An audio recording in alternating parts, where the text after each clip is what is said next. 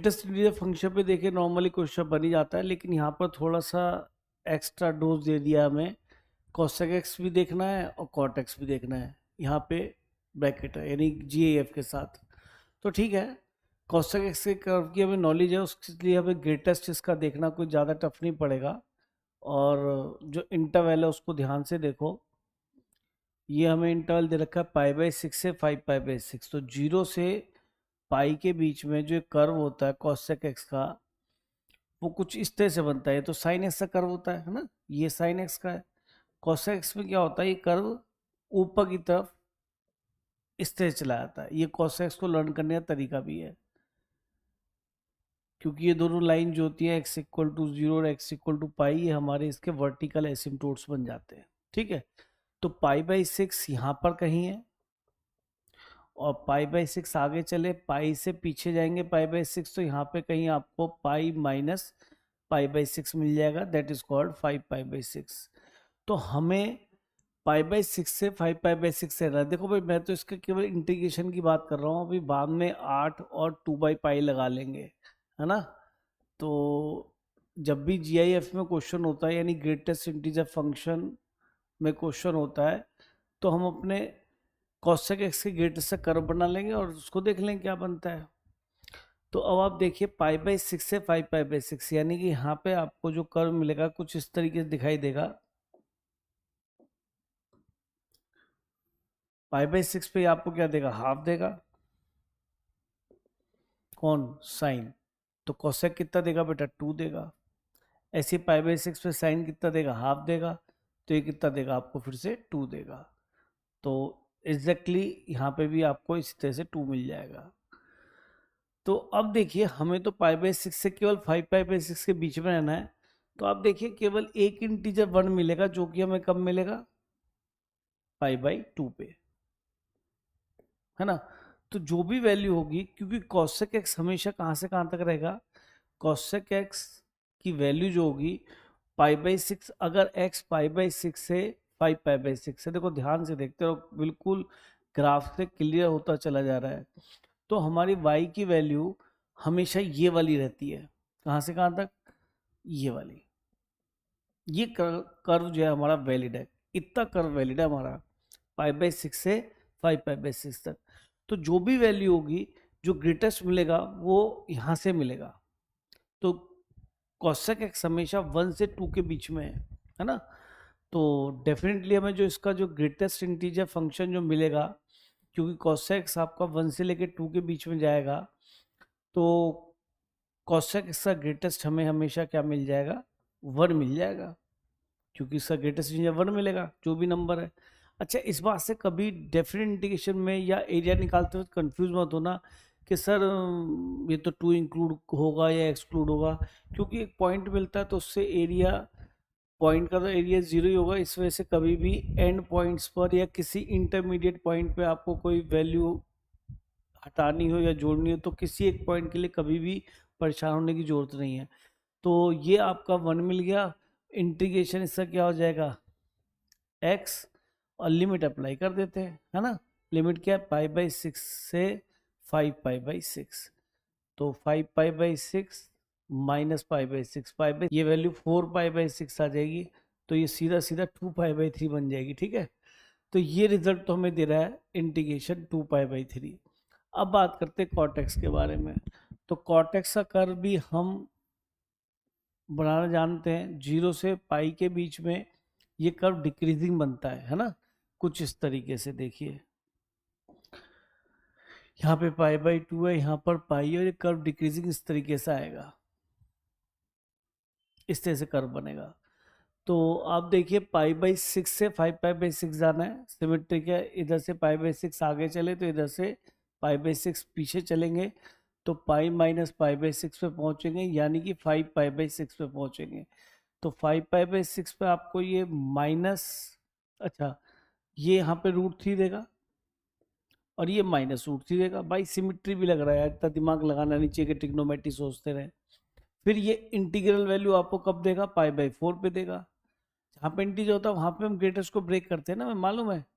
ऐसे ही ये π - π/4, इधर से पीछे चलो तो ये वाला वैल्यू x की पाई माइनस पाई बाई 4 आएगी, तो यहाँ पर ये क्या दे देगा आपको, फिर से -1 दे देगा।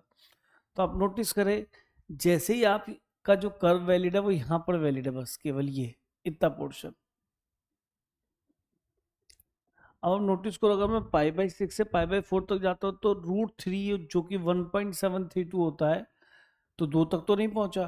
तो जो भी वैल्यू होगी पाई बाई 4 से पाई बाई 6 से पाई बाई 4 तक जाएंगे तो जो वैल्यू होगी वो 1 मिलेगी, क्योंकि सारी की सारी वैल्यू कहाँ पे जाएंगी, 1 से लेके √3 तक। तो उसका GIF हमें क्या मिलेगा, तो हमने स्टार्ट कर दिया ये कॉट एक्स का ग्रेटेस्ट केवल, और पाई बाई 6 से हम कहाँ तक गए, पाई बाई 6 से हम गए पाई बाई 4 तक केवल। तो हम ये वाला इंटीग्रेशन कर रहे हैं, 5 तो बाहर आ जाएगा, उसको छोड़ दो। तो ये हमें वैल्यू दे देगा 1, है ना, क्योंकि 1 से लेके √3 तक ये आपको 1 देगा GIF की वैल्यू। आगे चले, आगे पाई बाई 4 से पाई बाई 2, तो ये वैल्यू हमेशा कॉटेक्स की वैल्यू हमें क्या दिखाई दे रही है, यहाँ से देखो 0 से 1 तक दिखाई दे रही है, और 0 से 1 जो भी वैल्यू आएगी उसका GIF कितना मिलेगा, हमें 0 ही मिलेगा। तो हमने पाई बाई 4 से पाई बाई 2 देखा, और कॉटेक्स की वैल्यू क्या रख दी, 0 रख दी, उसके ग्रेटेस्ट की मतलब। फिर पाई बाई 2 से हम गए कहाँ तक, पाई बाई 4 तक, यानी पाई माइनस पाई बाई 4 तक, सॉरी। तो जब कॉटेक्स आपका, यानी x बोलो पहले, x हमारा पाई माइनस पाई बाई 2 से लेके, पाई बाई 2 से लेके यानी यहाँ से लेके यहाँ तक, और कहाँ तक है, पाई माइनस पाई बाई 4 यानी 3 पाई बाई 4 तक। तो आप नोटिस कर रहे होंगे जो हमारा वैल्यू है y का वो हमेशा कहाँ मिल रहा है, यानी कॉट x का वैल्यू कहाँ से कहाँ तक मिल रहा है, ध्यान से देखो, हमेशा -1 से 0 आ रहा है। ये देखिए यहाँ पे जो भी वैल्यू आएगी वो -1 से 0 के बीच में आएगी। तो इसका GAF कितना होगा, इसका GAF कॉट x का कितना होगा, -1 ही देगा ना, तो इसलिए ये रिजल्ट आएगा यहाँ पे -1। और अगर हम 3 पाई बाई 4 से कहाँ तक आगे चले बेटा, यहाँ 3 पाई बाई 4 से लेके 5 पाई बाई 6 तक चलें, तो आप देखिए कोई भी वैल्यू मिल रही है वो यहाँ से यहाँ तक मिल रही है, यानी कि -√3 से -1। तो आप देखिए इसका GIF आपको हमेशा क्या मिल रहा है, ये माइनस का 1.732 और ये -1 है, तो इससे कम वैल्यू आएगी यानी -2 आएगी, तो इसके इसमें ये हो जाएगा -2। -2 आप समझ रहे हैं ना किस तरह से है, या समझाने की जरूरत है, -2 ही आएगी ना, क्यों -1.1 का, देखो ध्यान से देखो, -1 ये -2 है, तो -1.1 वैल्यू आई तो उसका GF उसके पीछे वाला इंटीजर मिलता है -2। आप यहाँ पे जाएं, -1.6 आपको वैल्यू मिलेगी, तो उसका भी ग्रेटेस्ट इंटीजर -2 ही मिलेगा, लेकिन -2 से नीचे नहीं जा रहे आप, है ना, तो यही -1.732 तक जा रहे, तो ये आपको -2 दे देगा। तो अब केवल इंटीग्रेशन करना है, और वो कोई खास नहीं है, तो हम यहीं पे कर लेते हैं स्पेस लेके, हाँ, या आगे पेज पे देखें, चलो यहीं कर लेते हैं, इसको हटा देते हैं थोड़ा सा। अब देखिए ये तो हो गया pi by 4 minus pi by 6, क्योंकि इंटीग्रेशन तो x आएगा, फिर अपर लिमिट माइनस लोअर लिमिट, तो ये मिल जाएगा, ये 0 है, इससे कोई टेंशन नहीं, एक बाहर माइनस आ रहा होगा, और फिर वही 3 pi by 4 upper limit, integration तो x ही मिलेगा, माइनस पाई बाई 2, इसी तरह से -2 बाहर आ रहा होगा, और 5 पाई बाई 6 -3 पाई बाई 4, ये हमारा मिल गया बेटा। तो ये हो गया 45, ये हो गया 30, है ना। वैसे एक चीज़ देखो, हाँ हाँ हाँ हाँ हाँ, चलो ऐसे कर लेते हैं, 45 - 30 कितना बन गया, ये 15, 15 का मतलब होता है पाई बाई 12।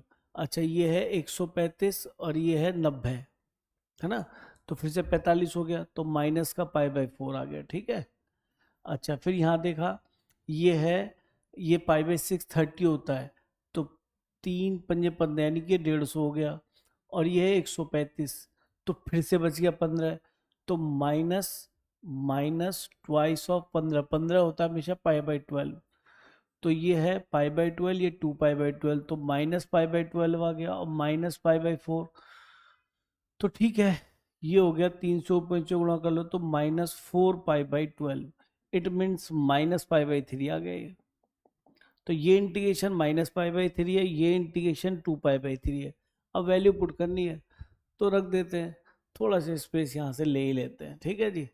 अब आप देखिए 8 और इसका इंटीग्रेशन कितना मिला हमें 2π/3 -5 कांस्टेंट है तो बाहर आ जाएगा, इंटीग्रेशन तो वेरिएबल का होगा, और ये माइनस का π/3, तो ये हो गया 5 और 8 दूनी 16, 16 5 21 π/3, और बाहर से कौन दिखाई दे रहा है 2/π, तो पाई से पाई गया 3 7 21 और 7 दूनी 14, तो 14 हमारा आंसर आ गया।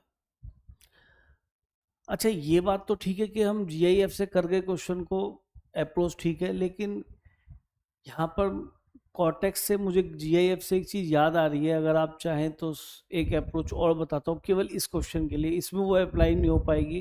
देखो यार दिखाता हूँ आपको, नोटिस करो, चलो इसे लिखा ही रहने दो। आप देखो नेक्स्ट पेज देखते हैं, हमने कॉर्टेक्स की बात करी ना, π/6 से 5π/6, तो π/6 से 5π/6 GIF ऑफ कॉर्टेक्स।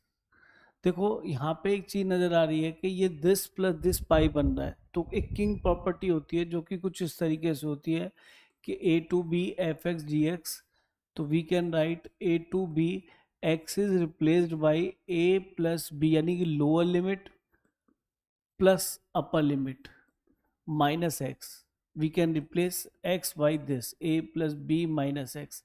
अब इसमें क्यों लग रहा है, जरा समझने की कोशिश करना, जब a प्लस बी करता हो तो पाई बनता है, और पाई बनेगा तो पाई में नो चेंज होता है, तो ये प्रॉपर्टी ही हम तब लगाते हैं, ट्रिग्नोमेट्रिक जो रेशोज है वो चेंज नहीं होगी, लेकिन यहाँ एक माइनस का साइन आ जाएगा जो कि आपको कुछ प्रॉपर्टी GIF की याद दिलाएगा। देखिए जरा, ये आई, और डेफिनेटली हम किंग रूल के बाद हमेशा ऐड करते हैं, let it be 1 and this is 2, तो अगर हम इन दोनों को ऐड करें तो π/6 से 5π/6 and this becomes cot x plus minus cot x. और शायद अब GIF की एक प्रॉपर्टी हुआ करती थी, वो याद आ रही होगी आपको, कि greatest of x plus greatest of -x। बहुत जगह आपने देखा होगा कि ये 1 देता है और शायद 0 1 या -1 0, चेक कर लेते हैं। हम 1.6 रखें, देखो जरा, कई बार मैं ही भूलता हूँ भाई, मैं तो ऐसे मान के चल रहा हूँ, ये 1 देगा और ये -2 देगा, यानी कि ये -1 देता है, कि जी मैं तो भूल गया था, ठीक है।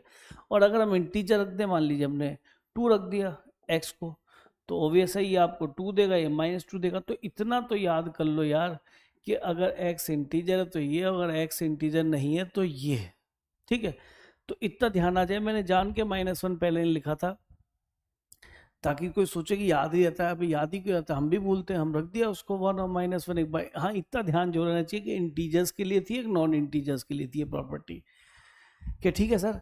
अगर यहाँ पे π/6 होता है 3.14/6 और ये 3.14/6, अब ये 6 पंजे 30.5 भी मान लूँ, और अगर मैं ये भी कहता हूँ कि 2.25 तक हम अप्रोक्सीमेटली गए 0.5 से, इसके बीच में इंटीजर्स भी आ रहे होंगे, ठीक है, तो इंटीजर मिल रहे होंगे तो 0 मिल जाएगा, 0 का इंटीग्रेशन 0 होता है, तो ठीक है, हम उसको सोच रहे हैं क्यों, हम तो केवल जो है इसकी वैल्यू नॉन इंटीजर्स के लिए लिख देते हैं। ये हमेशा क्या रहेगा इंटीग्रेशन, ये -1 ही रहेगा ना, तो -1 रहेगा तो इंटीग्रेशन माइनस बाहर आ जाएगा, और 1 का इंटीग्रेशन x बनेगा, फिर 5π/6 माइनस π/6, तो ये कितना हो जाएगा, ये π/6 3 पंजे 15, 150 माइनस 30 है ना, 150 माइनस 30, तो ये हो जाएगा आपका 120, 120 का मतलब 2π/3, वो भी माइनस का है ना, बाहर माइनस लगाया ना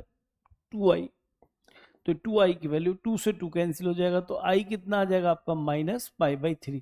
तो चेक कर लीजिए, यही आ रहा होगा, पीछे देख लेते हैं, -π/3, देखिए वही है। तो उस प्रॉपर्टी का यूज करके सेकंड्स में क्वेश्चन हो गया, बहुत जल्दी हो गया, लेकिन GIF से भी हमें कोई बहुत देरी नहीं लगी। देखो GIF तो हमें आना ही चाहिए, है ना, ये हर जगह प्रॉपर्टी नहीं लग पाई, क्योंकि cosec π-x करेंगे तो cosec हो जाएगा, तो ट्वाइस ऑफ cosec लिखने का कोई फायदा नहीं, उसमें माइनस टाइम्स नहीं बनेगा अंदर, जैसे उसके अंदर बन गया था -cot x। तो इसलिए क्वेश्चन बढ़िया है कि इसके अंदर प्रॉपर्टी से भी कर सकते थे, इसमें नहीं कर सकते थे, और इस क्वेश्चन के थ्रू मैंने आपको ये प्रॉपर्टी भी याद दिलाई, and how this property can be applied ये भी सिखाया।